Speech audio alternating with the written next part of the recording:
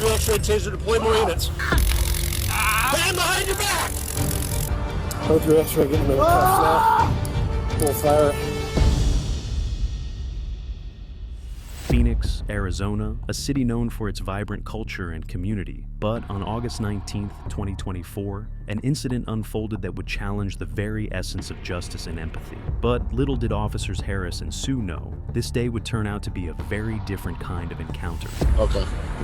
I was looking for the guys that wanted to assault me were right here. Where did they go? The first one went that way. And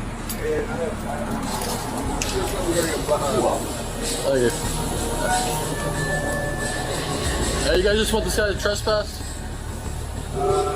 Okay.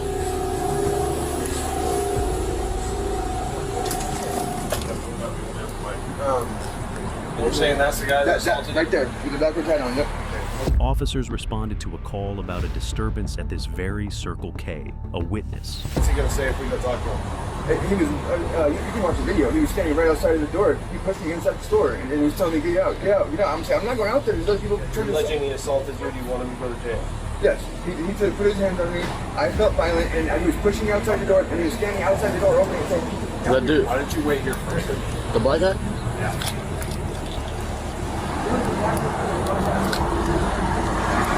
Officers were directed to McAlpin by a witness who alleged that McAlpin had assaulted him. Hey, buddy, stop where you're at. McAlpin was mistakenly identified as a suspect. McAlpin raised his hands to protect himself, but things suddenly escalated. Have a seat.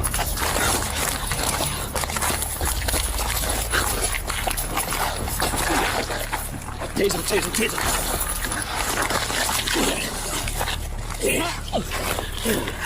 Get your hands behind your back. Get your hands behind your back. Your hands behind your back, asshole. Despite McAlpin's apparent attempts to shield himself, he was subjected to repeated physical force. Get your hands behind your back.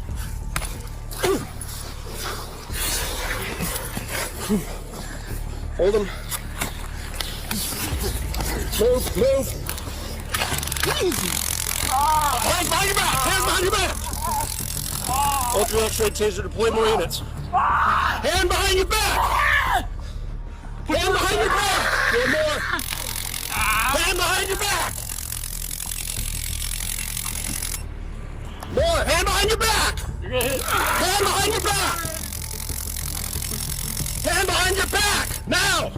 Hand behind your back. Okay.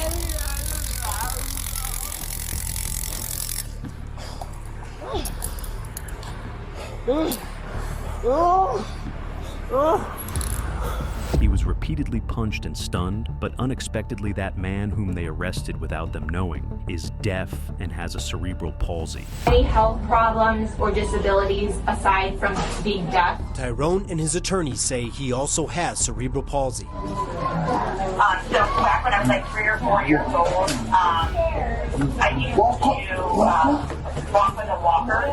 Initially charged with aggravated assault and resisting arrest, McAlpin faced a legal battle that many deemed unjust. It's very odd to ask for people to be patient when the justice system's not patient with Tyrone, and he's facing these serious charges that are wholly unwarranted and should be dropped. Showalter says McAlpin's family is overwhelmed by the situation and that it has altered Tyrone's trust in law enforcement. He has to continue to live in this community knowing that that he's not safe from police on the streets. Attorney Jesse Showalter argued that the officers failed to de-escalate, especially given McAlpin's disabilities.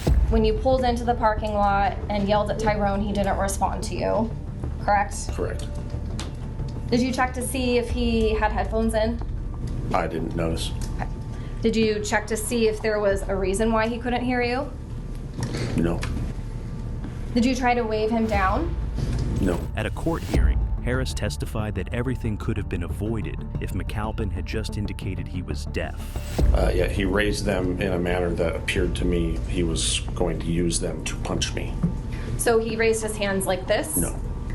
Can you demonstrate again, please? Yeah, he raised them in a manner that appeared to be ready to strike me. So What that communicated to me is I was about to get assaulted, not that someone was giving up.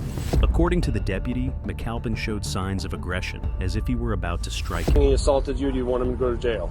Yes, he put his hands on me. I felt violent, and he was pushing me outside the door, and he was standing outside the door opening it, saying, Why don't you wait here for me? The deputy argued that, in that moment, he felt compelled to take action to protect himself, showing that he even had a cast on his hand as a result of a previous injury. When the officer got out, and I know you've talked to your client about this, did he feel like someone else was attacking him? Because his arms were flailing around too, and when I watched it, I thought, this guy has no idea that there are police that are right on him. Did your client know who that person was? Did they know that it was a cop that put hands on him? I'm not sure when, during that encounter, Tyrone, realized that he had two police officers beating him, but he certainly realized it during that encounter. I don't know the exact point when he realized that. In addition to McAlpin's deafness, which prevented McAlpin from understanding the officer's commands as he lay face down, Mr. McAlpin's cerebral palsy affects his ability to control his limbs and his fine motor skills. All of the charges against McAlpin were dropped by the county attorney's office last October. Since then, he's filed a $3.5 million notice of claim against the department. However, after reviewing the evidence, including body camera footage, all charges against McAlpin were dismissed. In response to the incident, the Phoenix Police Department conducted an internal review. And with breaking news tonight in the case of Tyrone McAlpin, the Phoenix Police Department has issued one-day suspensions to 3 different officers for their conduct in the case. Chief Sullivan announced that 3 officers involved would receive 24-hour unpaid suspensions against the department. 2 of the 3 officers will also attend de-escalation training. The officers can appeal their suspensions to the Civil Service Board. And 2 would undergo additional de-escalation training. We are happy and welcome the Department of Justice investigation. Community activists demanding change from Phoenix PD for years relieved as the U.S. Department of Justice announces it will investigate the patterns and practices of the police department. We want reform, but not reform. We want to dismantle the entire system and rebuild it. The incident ignited discussions about police conduct, especially concerning individuals with disabilities. Groups calling out city leaders, from Mayor Kate Gallego. She's happy to see DOJ show up. She could have called 6 years ago for a DOJ review. To City Manager Ed Zerker, who's retiring in the fall. Do not let Ed Zerker have a self-congratulatory victory lap. And Phoenix's Chief of Police, Jerry Williams. Fire other people in the organization to show that you're with the community in which you serve. And if you're not for the community, get out of the way and find somebody who's about the community to do it. Civil rights organizations called for greater accountability and reforms within the Phoenix Police Department. This story serves as a poignant reminder of the need for vigilance, compassion, and reform in our pursuit of justice for all. What are your thoughts on this incident? Join the conversation in the comments below. For more real action, subscribe for more unexpected moments.